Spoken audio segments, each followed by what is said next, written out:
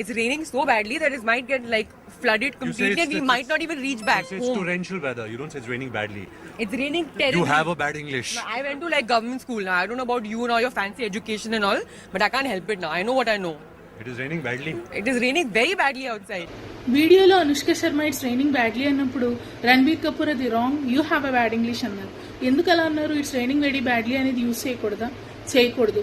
ఎందుకు అని అంటే you can't use badly because it is an adverb which describes the manner of an action. ఒక action ని వర్ణించడానికి యూజ్ చేసేది యాడ్వర్బ్. ఆ బ్యాడ్లీ అనేది ఒక యాడ్వర్బ్ అనమాట. అందుకని వర్షం చాలా చెడుగా కురుస్తోంది అనకూడదు. దాని బదులుగా ఇట్స్ రైనింగ్ టెరిబ్లీ అనొచ్చు, ఇట్స్ రైనింగ్ హెవీలీ అనొచ్చు, లేదా ఇట్స్ పోరింగ్ అని కూడా అనొచ్చు. అంటే కుంభవృష్టిగా హెవీగా వర్షం పడుతోంది అని చెప్పొచ్చు నార్మల్ ఇంగ్లీష్ లో చెప్పాలంటే.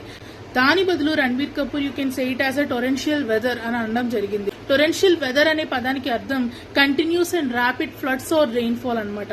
కంటిన్యూగా విపరీతంగా కుంభవృష్టిలాగా వర్షం పడుతోంది, వాతావరణం బాగోలేదు అని చెప్పడానికి టొరెన్షియల్ వెదర్ అనేది ఉపయోగిస్తారు.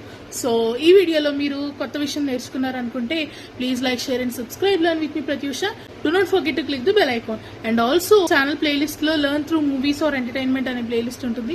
కంపల్సరీ ఒకసారి ఓపెన్ చేసి చూడండి. You will not regret for that. Thank you.